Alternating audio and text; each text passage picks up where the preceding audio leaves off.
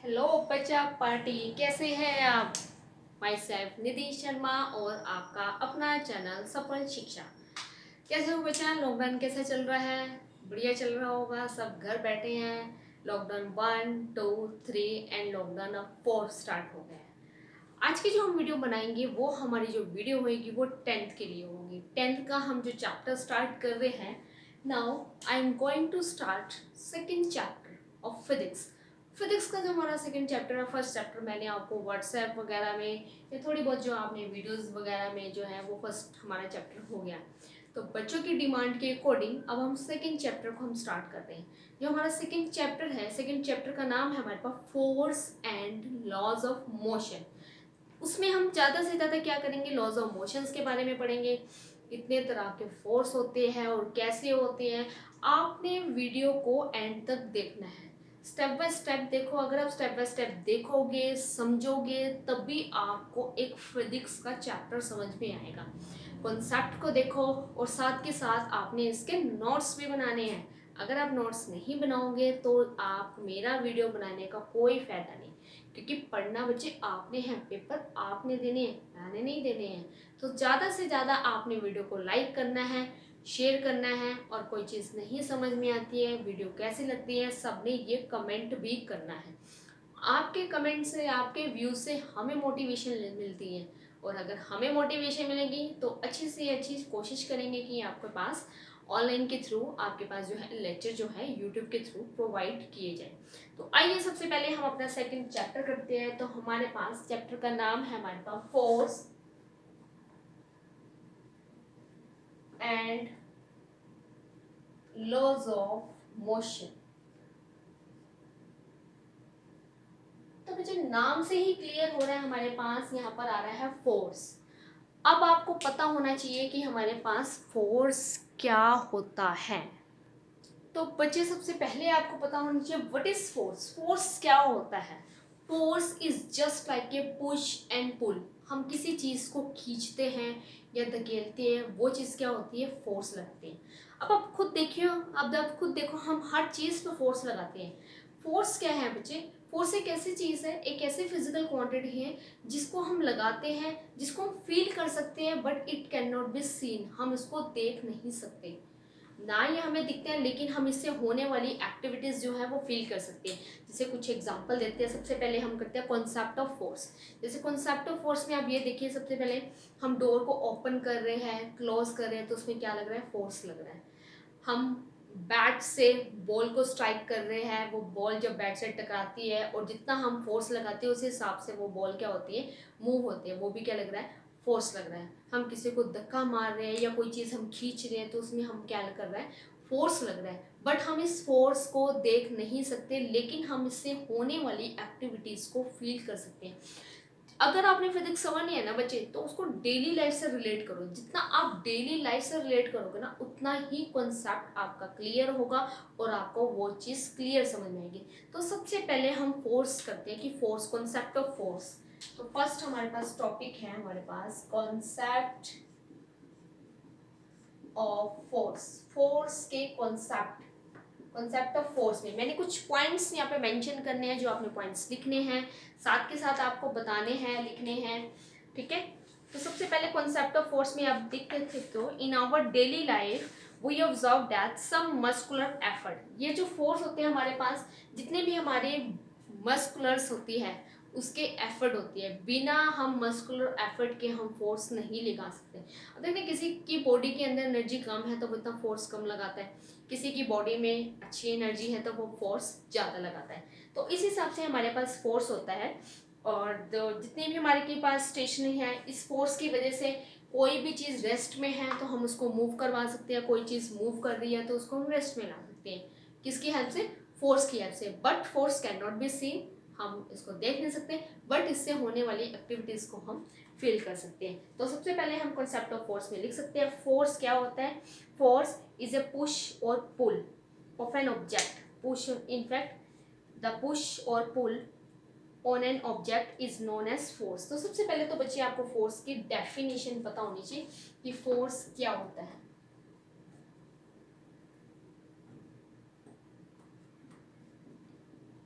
It is a push और pull, it is a push और pull on an object is known as, कोई भी object को हम ले सकते हैं, on an object is known as force.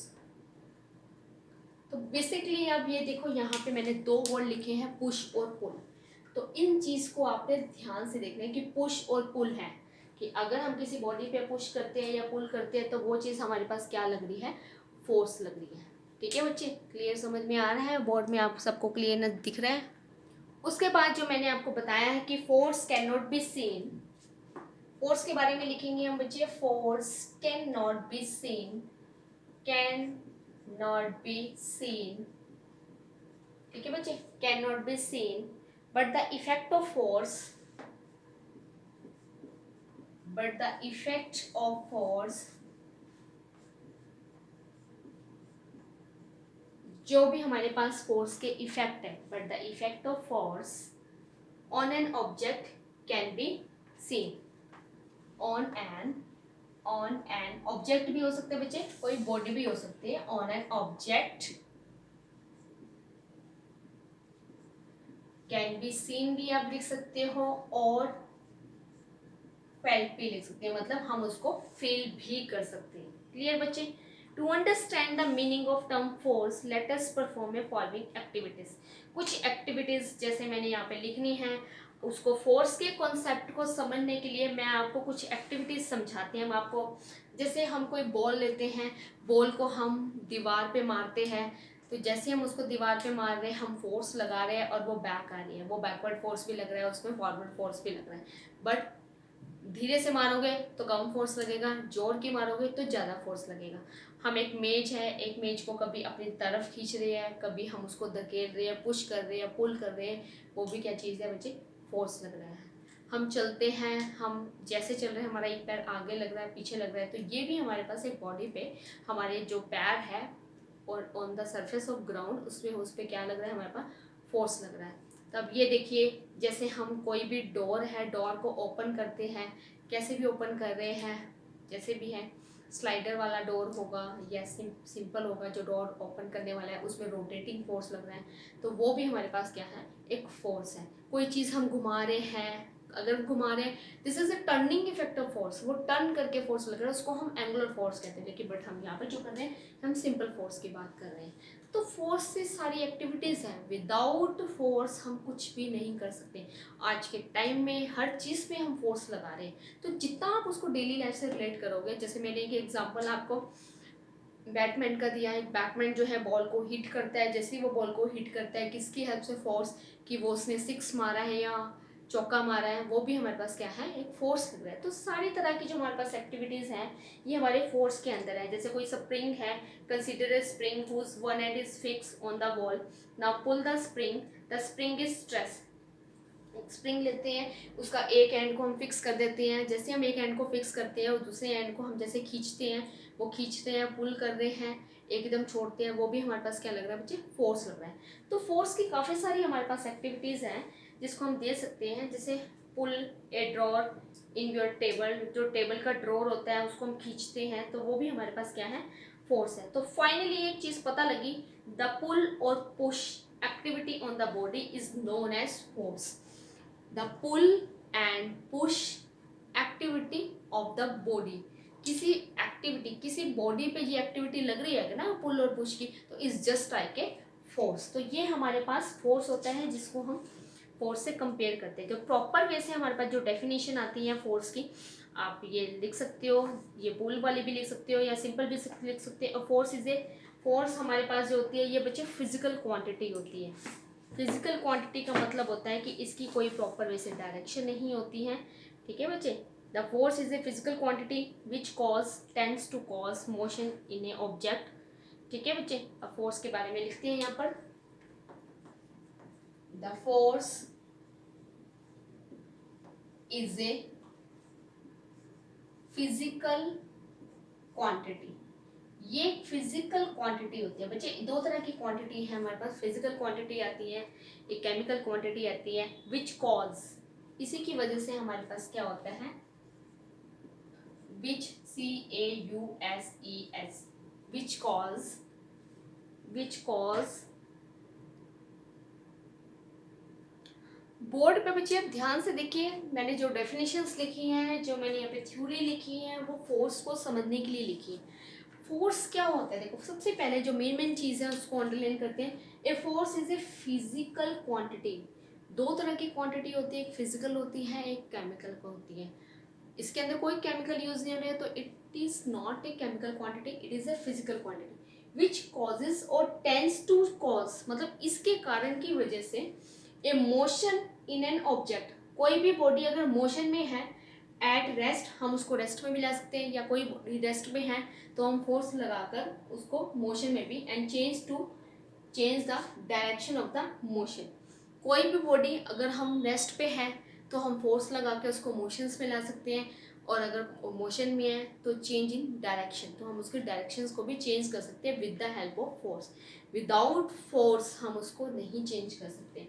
उसके बाद देखो, of a moving body object और change the size and shape of the object. अगर हम किसी बॉडी पे फोर्स लगाते हैं तो उसके साइज पे और उसके शेप पे भी इफेक्ट पड़ता है। जैसे बच्चे इसका एग्जांपल दिखाने के लिए देखो, जैसे ये एक बॉल है, अगर मैं इसके बॉल की क्या पोजीशन है, ये स्फेरिकल बॉल है, अगर मैं इस बॉल पे फोर्स लगाऊं तो इसकी शेप में चेंज आ जाएगा। अब आप ध्यान से देखिए, अब मैं हम अपने हाथ से फोर्स लगा रहे हैं तो इस शेप में ये चेंज आ रहा है।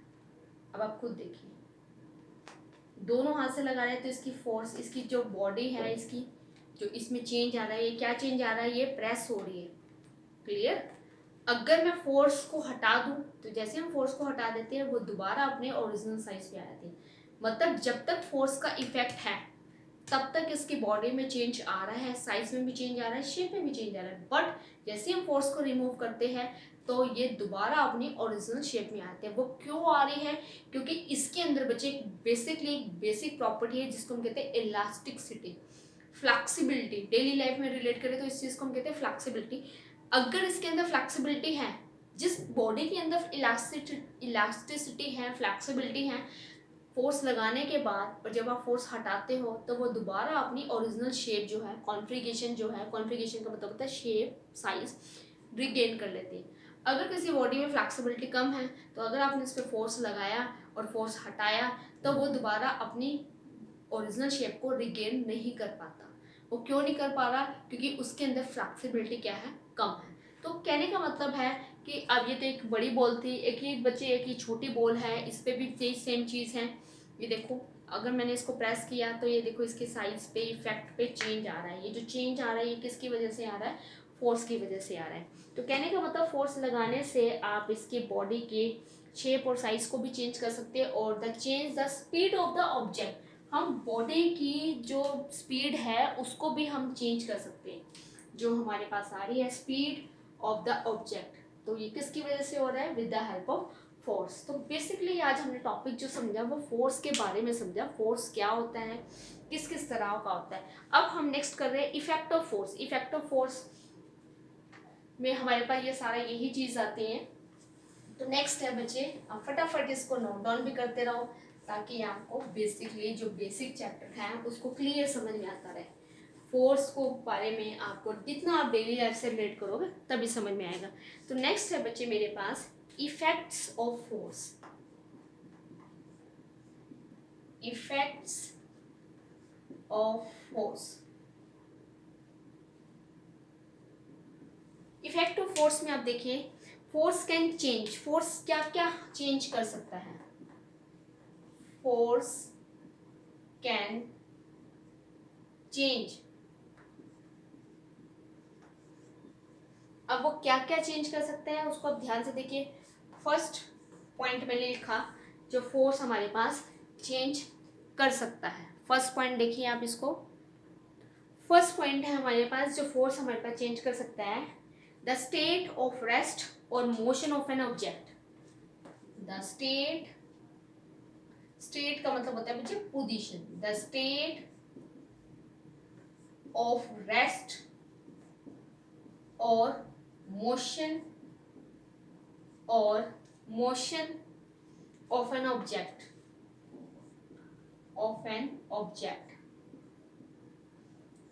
सबसे पहला पॉइंट इफेक्ट ऑफ फोर्स में आता है कि जो फोर्स है पोजीशंस को चेंज कर सकता है, रेस्ट से मोशंस में कर सकता है, मोशन से वो रेस्ट में कर सकता है। कहने का मतलब पोजीशन की स्टेट को चेंज कर सकता है।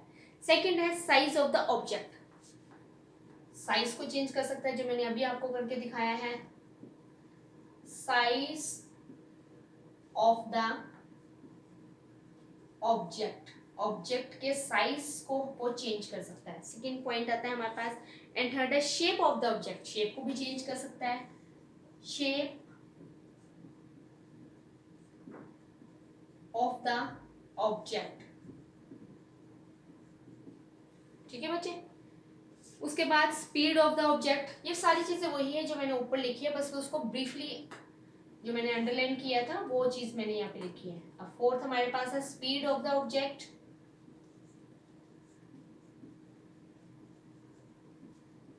Speed of the object. And the last हमारे पास है direction of the motion of an object, directions को भी ये चेंज कर सकता है। Direction of an motion of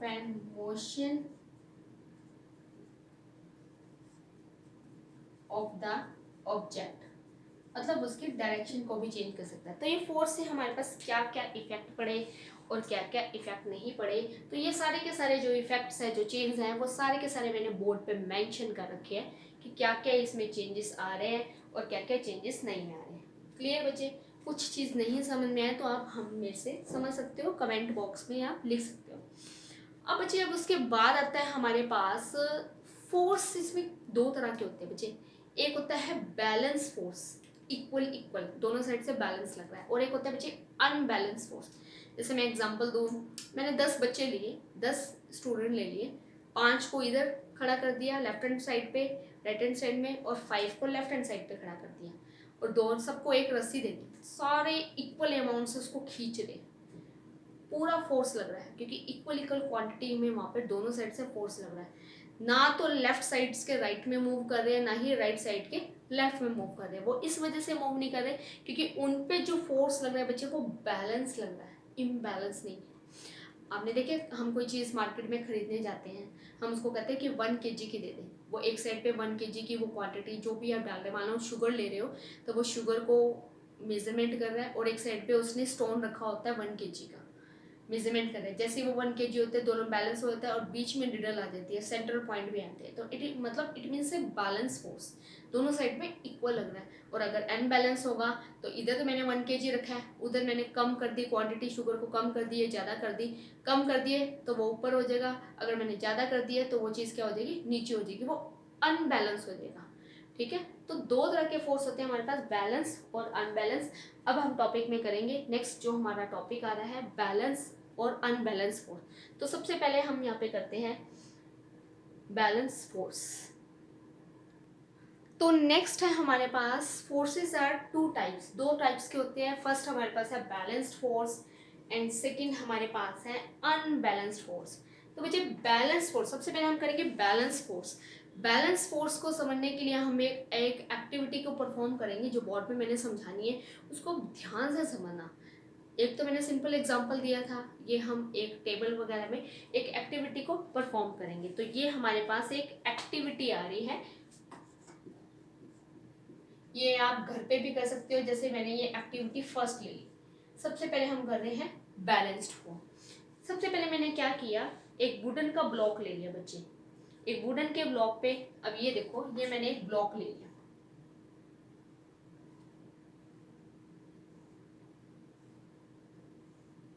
ये जो मेरे पास ब्लॉक है ये मैंने लिया है वुडन का।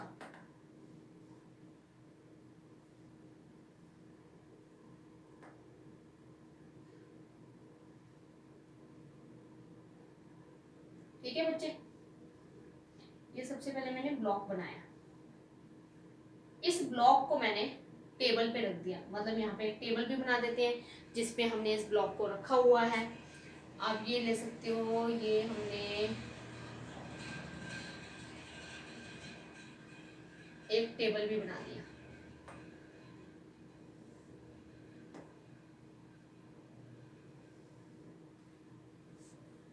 या सिंपल आप फ्लोर भी ले सकते हो, कोई जरूरी नहीं है, ऐसे ले लिया मैंने।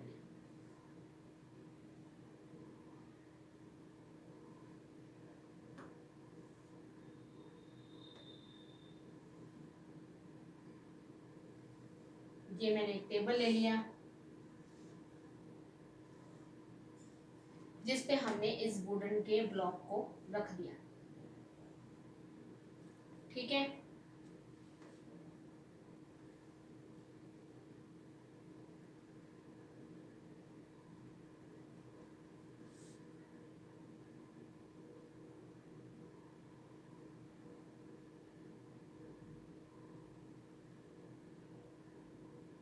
ठीक है बच्चे। अब ये जो मेरे पास वुडन का ब्लॉक है, मैंने दोनों साइड से फोर्स लगाया। इस साइड से जो फोर्स लग रहा है वो मेरे पास लग रहा है F1। क्लियर, दोनों साइड से हम इसको खींचेंगे इक्वल। इस साइड से इस सरफेस पे जो मेरे पास फोर्स लग रहा है, इस साइड से जो हम फोर्स लगा रहे हैं वो मेरे पास है F2, F1 F2। दोनों साइड से मैंने जो फोर्स लगाया है बच्चे वो इक्वल लगाया है। अगर मैंने इक्वल लगाया मतलब दोनों साइड पे जो फोर्स है वो इक्वल है, F1 इक्वल है F2। अगर दोनों इक्वल है तो नेट फोर्स कितना लगा, 0। जब दोनों साइड से कहीं पे आप इक्वल फोर्स लगाते हो, मान लो इस साइड से फोर्स लगा रहे हो, यहाँ पे फोर्स जो बच्चे हमारे पास होता है उसको हम न्यूटन में मेजर करते हैं। मान लो इस साइड से मैंने लगाया 10 न्यूटन फोर्स लगाया, उस साइड से मैंने लगाया 10 न्यूटन फोर्स लगाया। ये लेफ्ट हैंड साइड में इसको माइनस में कंसिडर करेंगे, राइट हैंड साइड में इसको प्लस में कंसिडर करेंगे। तो प्लस का 10 माइनस का 10 मिला के कितना हो गया, 0। तो मतलब जो टोटल फोर्स बन रहा है, तो बॉडी पे जो मेरे पास आ रहा है नेट फोर्स कैपिटल F, वो मेरे पास क्या हो गया, 0। अगर मेरे पास नेट फोर्स की वैल्यू 0 आ गई है, मतलब कोई पॉजिटिव नहीं कोई नेगेटिव नहीं, तो इट मीन्स बॉडी पे जो फोर्स लग रहा है वो बैलेंस लग रहा है। और अगर वो बैलेंस फोर्स लग रहा है तो ये वुडन का जो ब्लॉक है ना तो ये राइट साइड पे मूव करेगा और ना ही ये लेफ्ट साइड पे मूव करेगा, कहीं पे भी वो मूव नहीं करेगा। अब आप खुद देखिए, अगर हम इसका निकालते हैं, मान लो मैंने यहाँ पे निकालना है नेट फोर्स, मैं बताऊँ आपको कैसे निकलता है किसी चीज़ का नेट फोर्स। नेट फोर्स है बच्चे मेरे पास कैपिटल F, इन दोनों को मैंने टोटल कर दिया, F1 प्लस में F2। हम मान लेते हैं जो मैंने फोर्स ले लिया है, लेट कर लिया मैंने, जो हम फोर्स ले रहे हैं दोनों साइड का वो मैंने ले लिया है 10 न्यूटन। फोर्स को बच्चे हम न्यूटन में मेजर करते हैं क्योंकि न्यूटन एक साइंटिस्ट था जिसने फोर्स की डिस्कवरी करी, फोर्स के बारे में बताया, तो उसी के नाम पे ही इसकी यूनिट आती है SI न्यूटन। तो अगर मैं नेट निकालूं बच्चे यहाँ पर, अब आप खुद देखिए हमारे पास F1 प्लस में है, राइट साइड में है, तो हम इसको +10 लिखेंगे। अब हम यहाँ पे कर तो प्लस प्लस ही रहे हैं लेकिन ये लेफ्ट साइड में जा रहा है। जैसे हमारी नोटेशंस मैथ में होती है, जो हम मैथ में नोटेशंस देते हैं, जो लेफ्ट हैंड साइड में उसको नेगेटिव कंसीडर करना है, जो राइट हैंड साइड में उसको पॉजिटिव कंसीडर करना है। तो बच्चे यहाँ पे माइनस का 10 आएगा और अगर मैं इसको पूरा खोलूँ तो 10 माइनस 10, तो ये कैंसिल आउट करके मेरे पास क्या आ गया बच्चे, ये आ गया मेरे पास 0। तो इस पे जो नेट फोर्स लग रहा है ये मैंने आपको निकाल के दिखा दिया, ये हमारे पास है 0 नेट फोर्स। तो ये हमारे पास एक्टिविटी है। द नेट फोर्स जो हमारे पास होता है सम ऑफ द फोर्सेस, मतलब सम ऑफ द फोर्सेस, इन दोनों का जो मैंने है सम करा है, sum of the forces acting on the object is 0 and whenever balance force act on it, जब बैलेंस फोर्स इस पे लगता है। क्लियर बच्चे। और अगर कोई ऑब्जेक्ट बैलेंस फोर्स में होगा तो उसको हम कह सकते हैं an object under balance forces is in equilibrium. मतलब ये जो ऑब्जेक्ट है वुडन का ब्लॉक, ये हमारे पास किस में आ रहा है बच्चे, is in equilibrium. इक्ली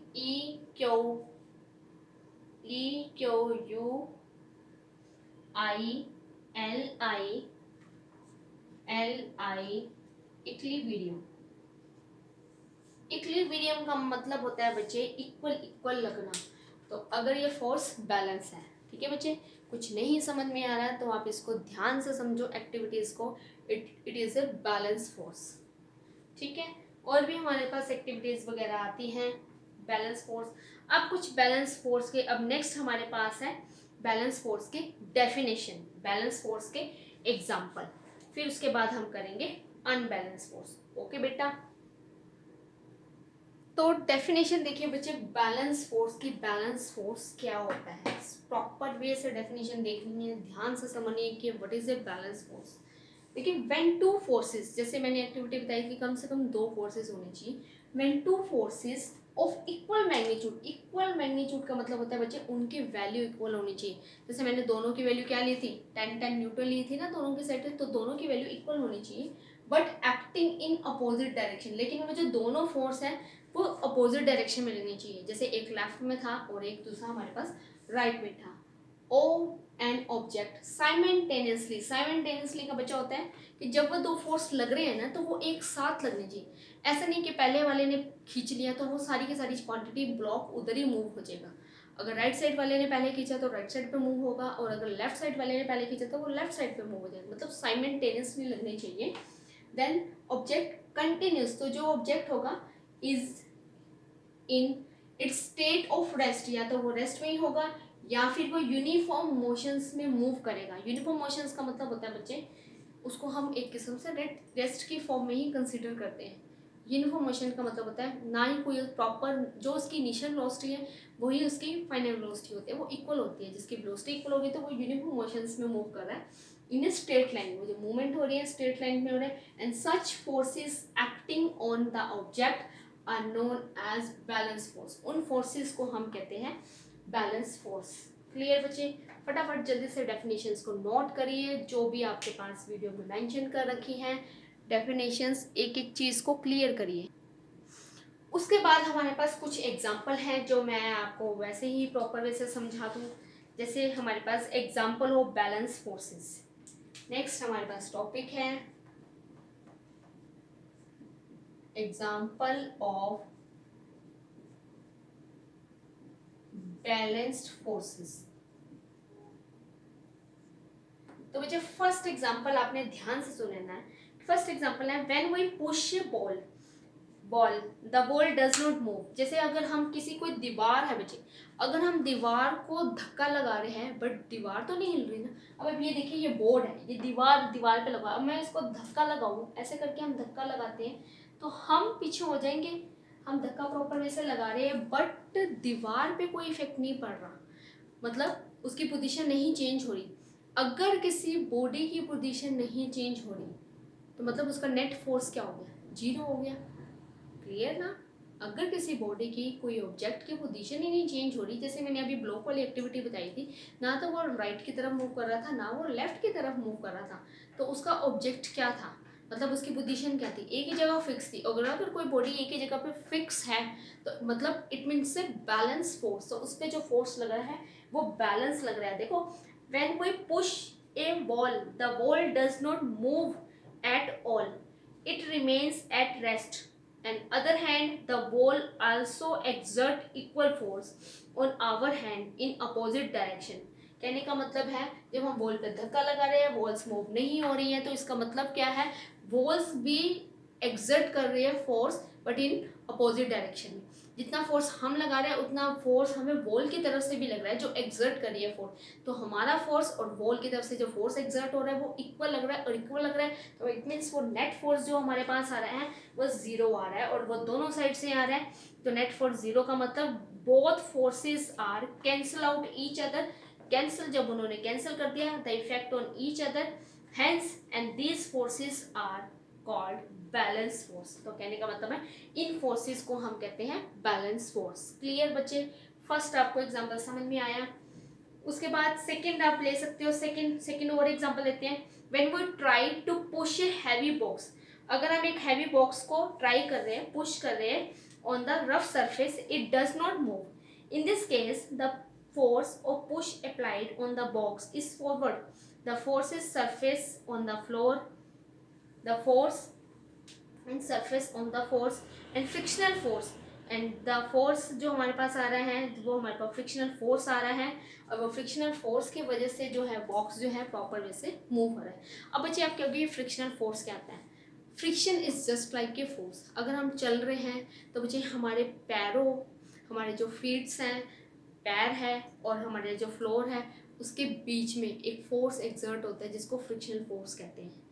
without friction हम मूव नहीं कर सकते। आपने देखा कई जगह पे फ्लोर होता है टाइल्स वाला होता है, उसमें ग्रिप कम होते हैं, फ्रिक्शंस को ग्रिप कहते हैं, उसमें ग्रिप कम होती है तो हम आराम आराम से चलते हैं। वो इसलिए चलते हैं कहीं हम फिसल ना जाए, गिर ना जाए। वो क्यों? अगर वो प्रॉपर वे से होगा, रफ सरफेस होगा, तो वो इक्वल फोर्स लगेगा। जितना हम फोर्स लगा रहे हैं तो वो इक्वल फोर्स लगेगा। तो जितना अगर हम फोर्स आगे की तरफ लगा रहे हैं तो फ्रिक्शनल फोर्स की डायरेक्शन जो होती है बच्चे हमेशा अपोजिट होती है अप्लाइड फोर्स की। अब आप इसको ध्यान से समझिए। जैसे अब ये देखिए, मैंने एक ब्लॉक लिया, ये मैंने एक सरफेस भी बना दिया, ये ब्लॉक मैंने एक सरफेस पे बना दिया, ये मैंने एक सरफेस ले लिया। अब यहाँ पे हम जो फोर्स की डायरेक्शन है वो इस तरफ है। ये वाला जो फोर्स है इसको हम कहते हैं अप्लाइड फोर्स, जो हम फोर्स लगा रहे हैं। और फ्रिक्शनल फोर्स की जो डायरेक्शन होती है बच्चे, वो ऑन द सरफेस होती है, सरफेस पे लगेगी बट इन अपोजिट डायरेक्शन। मतलब इसकी डायरेक्शन ये होगी, इसको मैंने स्मॉल एच से डिनोट कर दिया। और ये मेरे पास हो गया फ्रिक्शनल फोर्स। ये दोनों force equal and opposite directions में लगते हैं। The force of frictions between the lower surface of the box and the surface of the floor, the force of push and force of frictions are known as balance force. ये दोनों के दोनों जो force होते हैं हमारे पास balance है। अगर ये बैलेंस है तो मतलब इस पे जो नेट फोर्स लगेगा बॉडी पे, वो हमारे पास नेट फोर्स क्या होगा बच्चे? जीरो होगा। जीरो कहने का मतलब है बॉडी रिमेन एट रेस्ट, वो रेस्ट पे ही रहेगी, क्योंकि दोनों तरफ से जो फोर्स लग रहा है हमारे पास वो इक्वल लग रहा है। और अगर वो इक्वल लग रहा है तो इट मीन्स वो बैलेंस लग रहा है। और प्रॉपर वैसे जो बैलेंस फोर्स लगता है तो वो हमारे पास दोनों साइड से इक्वल लगता है। तो ये कुछ एक्टिविटीज़ थी हमारे पास जो मैंने बैलेंस फोर्स के बारे में बताई। अब लास्ट हमारा जो टॉपिक है, जो नेक्स्ट रह गया हमारा, अब हम नेक्स्ट करते हैं अनबैलेंस फोर्स के बारे में कि what is unbalance force. Definitions को लिखते हैं अनबैलेंस फोर्स की। तो बच्चे नेक्स्ट हमारा टॉपिक है अनबैलेंस फोर्स। अनबैलेंस फोर्स क्या होता है? अब आप देखिए डेफिनेशन बिल्कुल वैसे ही है, बस थोड़ा सा इसके अंदर चेंजेस है। Unbalance force when two forces are unequal. पहले वाले में बच्चे इक्वल था, यहाँ पे हमारे पास है अनइक्वल मैग्नीट्यूड। अनइक्वल कहने का मतलब एक फोर्स ज़्यादा होगा और एक फोर्स कम होगा, मतलब एक कम न्यूटन का होगा और एक ज़्यादा न्यूटन का होगा, but acting in opposite direction on an object simultaneously. ये भी फोर्स जो दोनों